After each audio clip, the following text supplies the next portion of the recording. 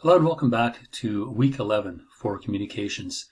And this week we're going to take a slight detour and move in a slightly different direction in terms of the course content. We've been talking about the research report now for the last couple of weeks. Now I want to take a look at leadership techniques and sort of group thinking, group interactions, and all of this kind of falls under the category of interpersonal communications. And that is very important because you have to be able to communicate with your colleagues, your student friends, your regular friends, and there's a way in which you can do that that gives you a certain degree of legitimacy, and people will pay attention to you. So how is that done? Now, one of the first things to think about is the voice quality that you have when you speak to someone. Nothing is more annoying, at least to most people, some may not admit it, but nothing is more annoying to people than to talk in a kind of baby voice or a girlish voice or a voice that is just really, the word is churlish, to almost whiny. And there's that little uptick at the end of the sentence where everything sounds like a question. That's not how you wish to speak or should speak, because people just aren't going to take you seriously. So try to consider the tone of your voice, a rising and falling inflection, the way you think about your words. You can have a certain pause for a few seconds to allow a phrase that you have just spoken to kind of sink into people so they can reflect on what you've just said. All those things really go towards giving you legitimacy as a speaker. But if you're hesitant, uncertain, you don't sound like you have confidence even in what you're saying, that is going to reflect on the person that is listening to you. Because if you don't sound confident, then they don't sound confident believing in what you're saying. So that is important. Now, the issue with pitch, the pitch of a voice, a low-pitched voice is supposedly more authoritative. We hear this in commercials, we hear this in movie trailers. Somehow that a low-pitched voice is more authoritative and more pleasant to listen to. Now, a female voice can also be very pleasant to listen to, and it doesn't necessarily have to be low-pitched. What it should at least consider is what I mentioned just above, right? That rising and falling inflection, rather than something being monotone. Speaking with certainty, with consistency, with clarity, and with confidence. If you can do that, the tendency is that the message will get through, and that's really what you want to do. So also in terms of leadership techniques and communication is the voice quality, the stress, and the volume. Most speakers, good speakers, people who do TED Talks for a living, for example, know how to emphasize certain words. And it's like highlighting a certain word in a phrase so that the listener, because again, this has to do more with listening than reading. If the listener notices that you have emphasized a certain word, just like I just emphasized the word emphasized. If you do that, you're calling attention to certain words, certain phrases, and clearly certain ideas that you wish the listener to think about as they are listening to you speak. So if you can modulate the tone, the pitch, and the stress of your speech, and again, where this really matters is in the presentation that you'll be doing at the very end of this course, when you're going to do a PowerPoint presentation of your research report. So consider the voice quality, the stress, the volume, the pitch, all these kinds of things that go towards giving your message a degree of authority. And that's really what you want to do. So tone, pitch, and stress are very important. A monotone voice tends to be a voice that people will tune out.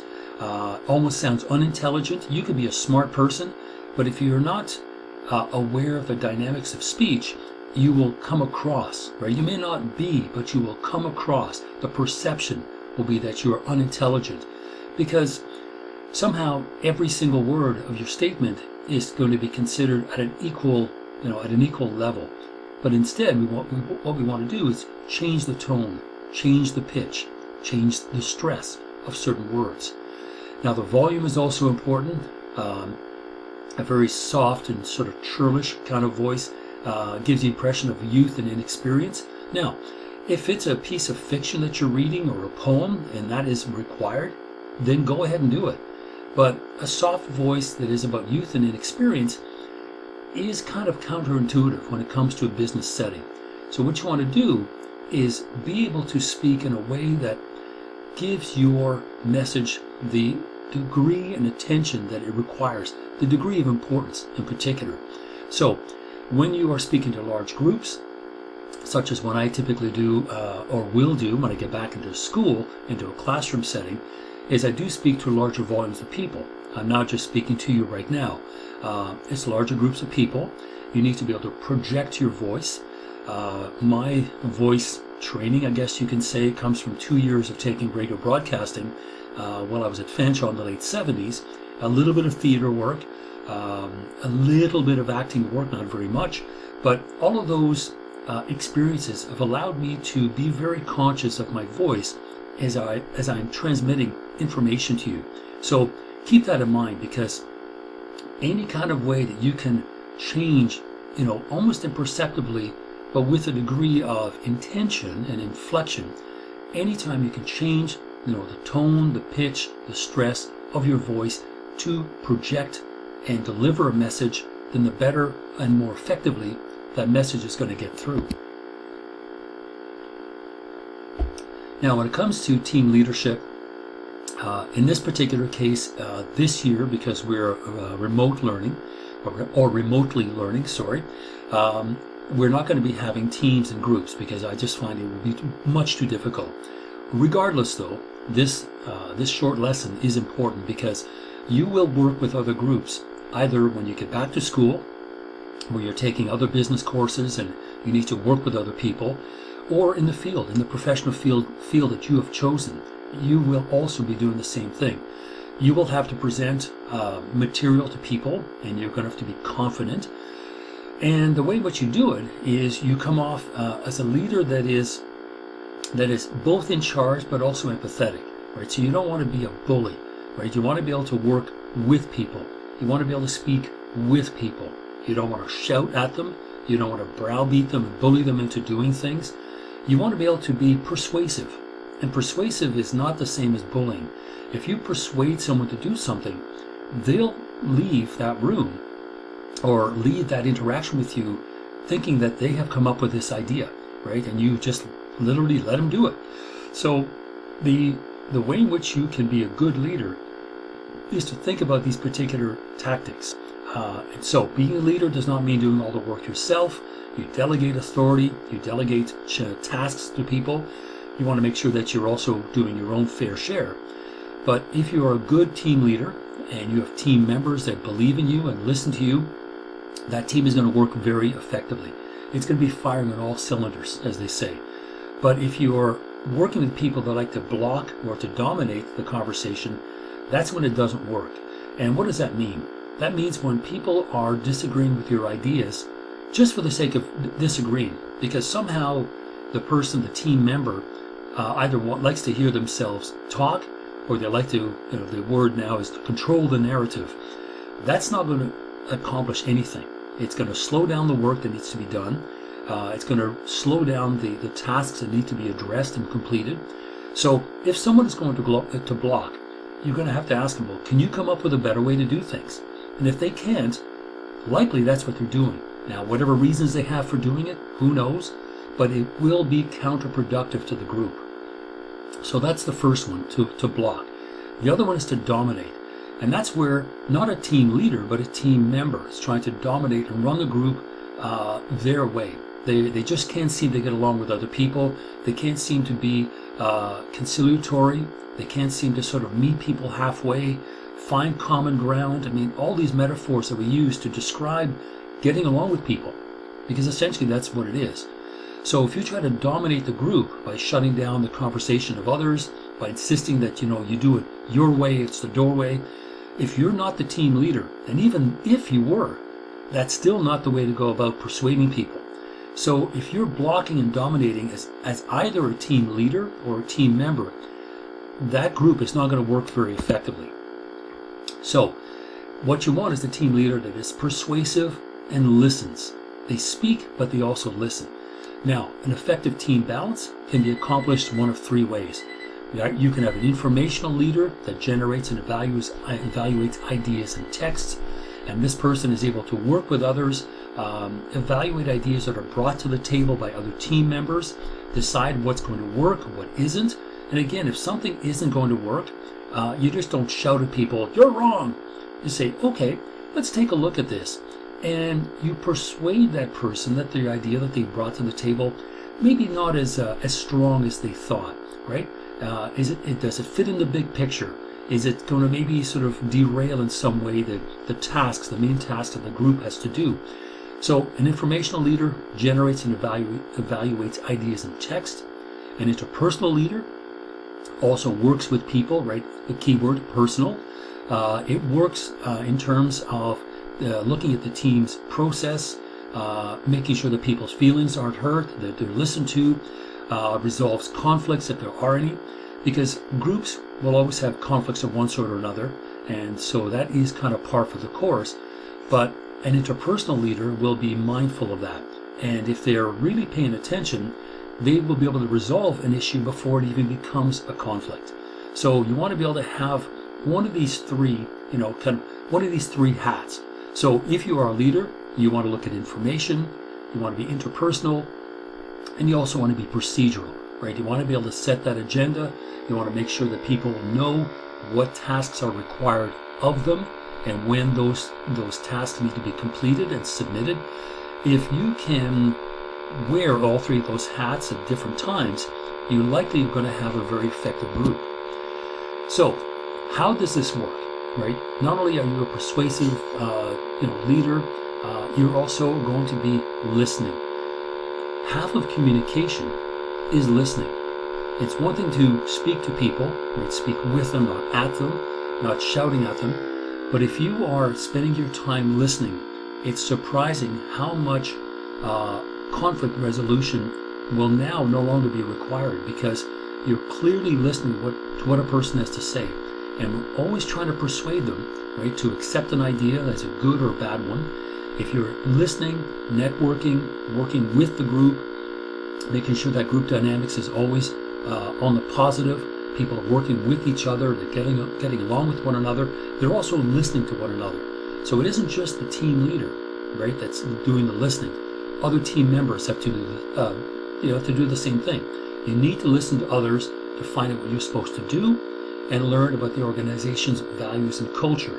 That has to do, again, with working in a professional capacity in a group setting. So if your experience, let's say, is academic, you've just recently graduated from school and you're working now in a firm and you are part of a group, then clearly the way a group does something becomes important, because the culture, right, the culture of that organization is going to tell you how things are being done. In school, academically speaking, it was done one way. You worked as a group of students that put together a case study to present to an instructor. But in that organizational culture, things may be done differently. There could be more sort of autonomous work. You kind of have to maybe do the work on your own and kind of second guess what people want from you. That's a bit more difficult. But if that's the way things are done, then you will have to learn it pretty quickly in order to kind of think on your feet. So regardless of how things are done in one place, don't necessarily import it somewhere else and expect that that's the way things are done. The more you listen and pay attention, the more quickly you're going to learn how that organizational culture does certain things, including working in groups. So if that's the case, your ability to understand the functions, the formats, the conventions of these different kinds of documents, different kinds of group thinking, different ways of getting things accomplished, all these things are going to fit together in terms of the culture of that organization. You want to know, is there flexibility in terms of the time frame? How much work I need to put in? What are the standards? Where could you improve and innovate? All those things matter. So the culture of that organization may be very rigid. It may not be flexible. You may be able to improvise or not. You may be able to innovate or not.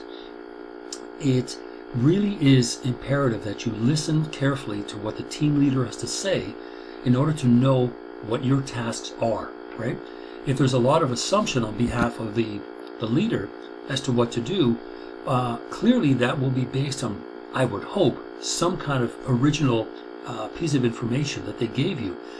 If you walk in and the assumptions are there right from the get-go, you may want to talk to another team member that's been there longer to find out, okay, how do they do things around here? And then listen. So that's important. So within that group, within that sort of realm of communication, all the documents and case studies that you work on, they should have three different purposes, more or less. The first one is to inform and explain. Right? This is kind of an informational document. The second is to request or persuade to act. This could be sort of a recommendation or feasibility study, also a case study. And the third one is to possibly build goodwill and create a positive image of yourself in the organization. Let's say there is an issue at hand where the PR department, the public relations department, and the kind of the media folks have got a crisis on their hands. They need to figure out what to do. The document that group generates is to build goodwill, right, and to restore, or at least restore, if not create, a new positive image that the average consumer or the average person is going to now read or listen to and decide for themselves. So inform and explain, informational, request or persuade, evaluative or a feasibility study, and then the last one is building goodwill. This is a little bit like the tail end of our bad news email, right? Even though it's bad news, you try to give it a positive spin as quickly as possible and build up that goodwill, build up that positive imagery so that you can at least salvage whatever it is that has happened. So in the corporation itself, you have different groups and different teams and different departments working within each other, working with each other, and in all sort of aiming in the same direction. But once that message, or what's called the messaging, right, as a verb, the messaging moves out into the fields, it could then impact a huge number of people. For example, unions, employment agencies, professional services, suppliers and vendors, distributors and wholesalers, legislators and government agencies, the courts, foreign governments, if it's an international corporation, stockholders, always important, the media, which is important if you have got some bad news you need to present to people. As you can see, each one of those potential audiences, because essentially that's what they are, need to be addressed in their unique way, right? A union will be spoken to and interacted with and communicated with slightly differently than an employment agency, and those two will be slightly different than distributors and wholesalers, different than the courts and governments, different from stockholders. So as you can see, the message may be the same, but the form that it takes, the particular emphasis on certain ideas. Clearly, supplying and wholesaling is less important to a union than it is to somebody that is providing raw materials. The legal aspects or the professional aspects of a corporation matter more to the courts and legislators than they do necessarily to customer clients, or special interest groups. So whatever the messaging is, you need to curtail it to the audience that is going to be receiving that message. Now, within the corporation, though, what's called interpersonal communication, and that's, of course, between people, and again, it involves speaking, listening, dealing with conflicts, problem solving, both within and without the organization. All those skills that go into communicating are very, very important. So those skills will make you more successful. The corporation will be more successful. Its public image will also be successful.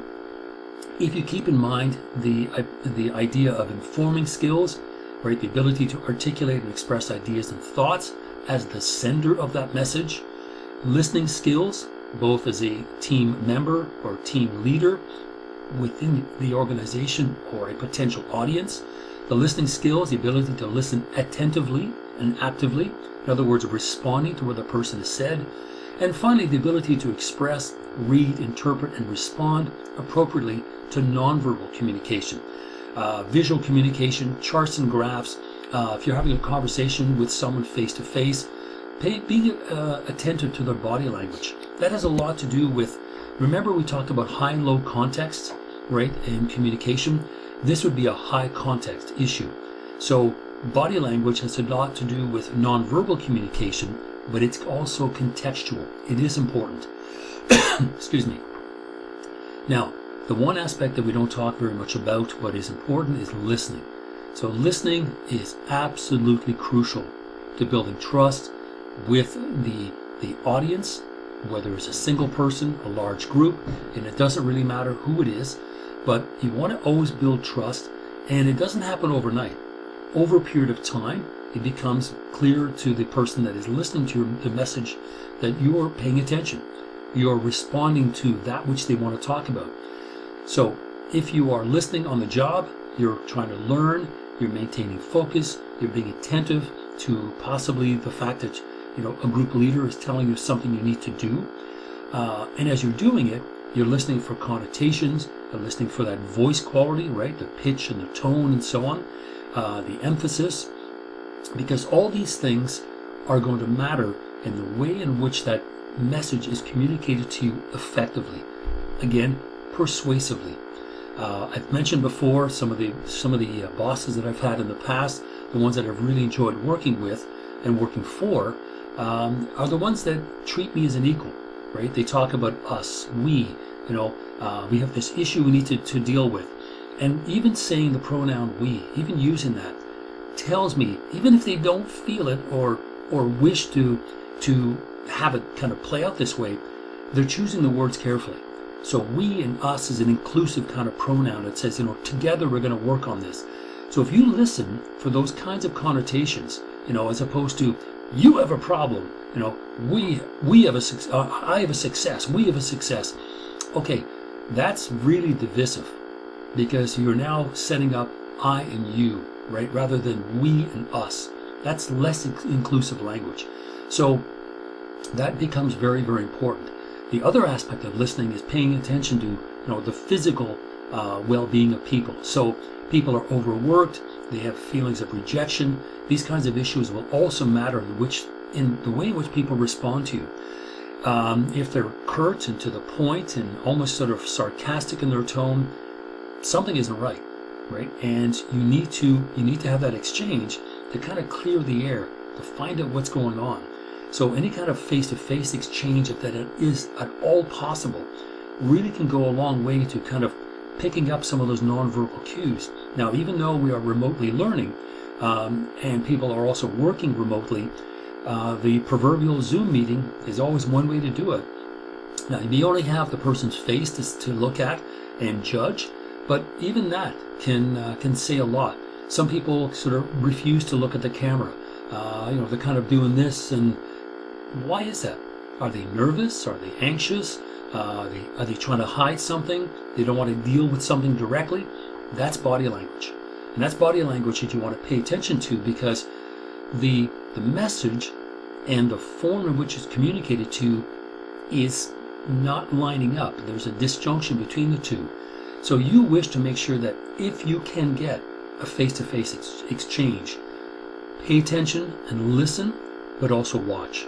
And see if you can maybe find out where the problem is, just from the way people are presenting the message, the problem to you. So what we're talking about is polite listening, right? You want to be active and engaged in listening, and you can be saying, go on, yes, I understand. And periodically you can go back and you can say, okay, so what you're saying is this. So what's happening here is you are listening attentively and politely to what that person is saying. Now again, this could work in a group environment at school if you're working with other people. It could work with your instructor as well. You're paying attention to them, and hopefully they are to you. But it also very much matters in a professional capacity. If you're working with a group of people on a case study or feasibility study of some sort. So if you are listening politely, you're making a list of questions in your mind of what you want to ask. And if you have that list of questions already in your mind, listen for the answers, because then there are fewer questions when the conversation is done. Secondly, check your understanding with the other person. And you can do that by saying, okay, so hold on for a sec. What you're saying is this. And say what they have said to you in slightly different language rather than repeating it verbatim. say it in slightly different language to make sure that both of you agree that what has been said is understood by both of you.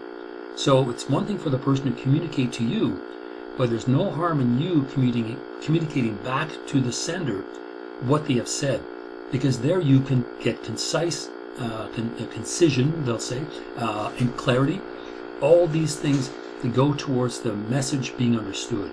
So make a list of questions you may want to ask, listen for the answers, check for your understanding of the message by repeating it back to the person, and 3, you can even write down some key points that, if they are important, you can read back to them again. So, okay, so the takeaway from this conversation is the following.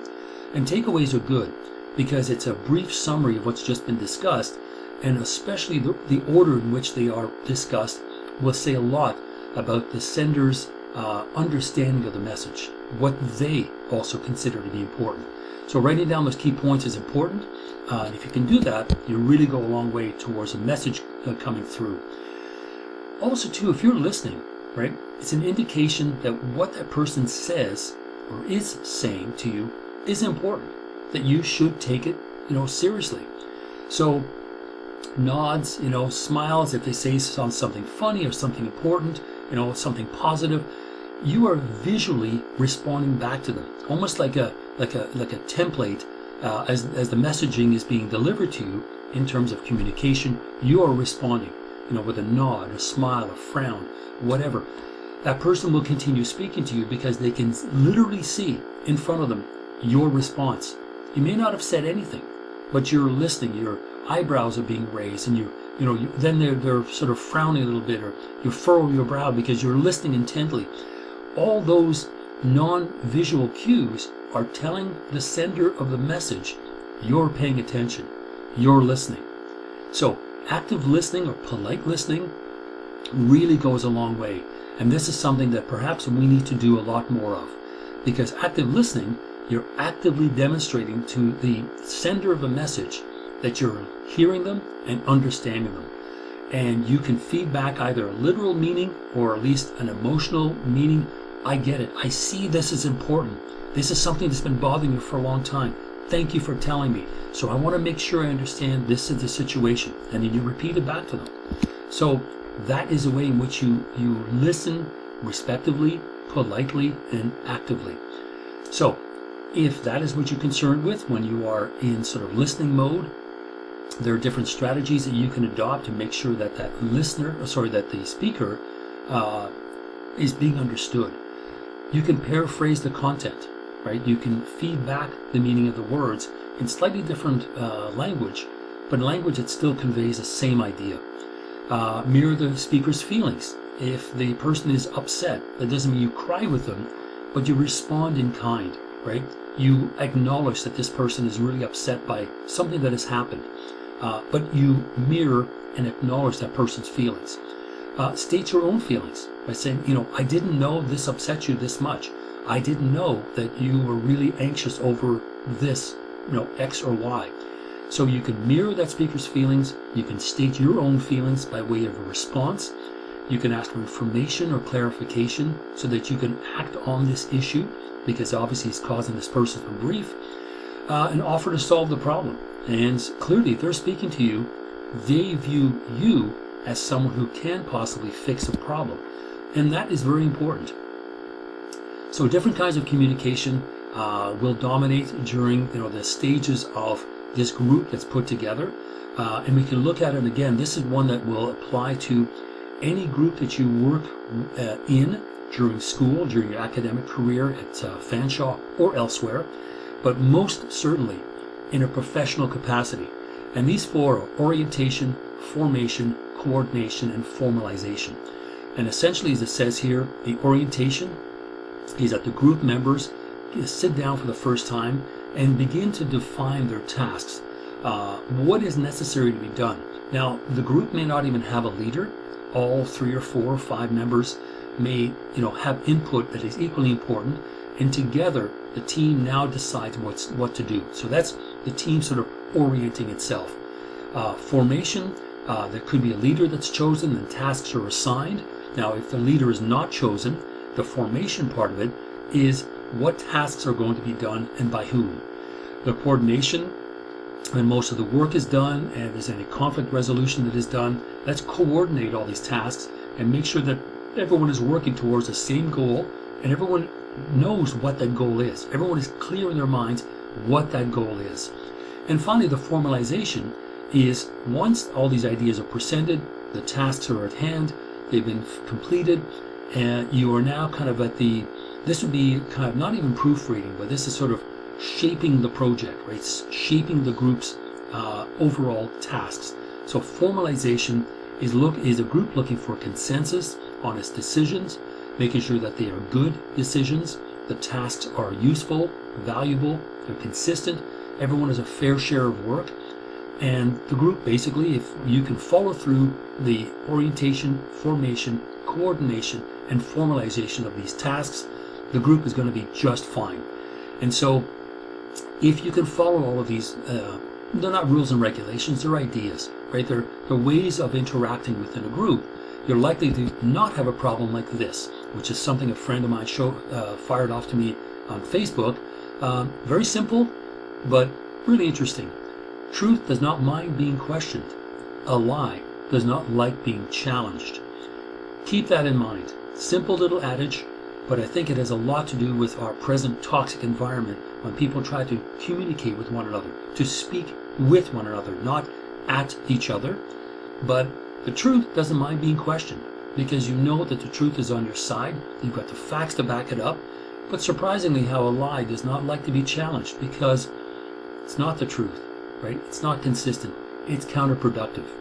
Anyway, so I'll leave you with this thought, and I will be back very shortly to finish up the second half. See you soon.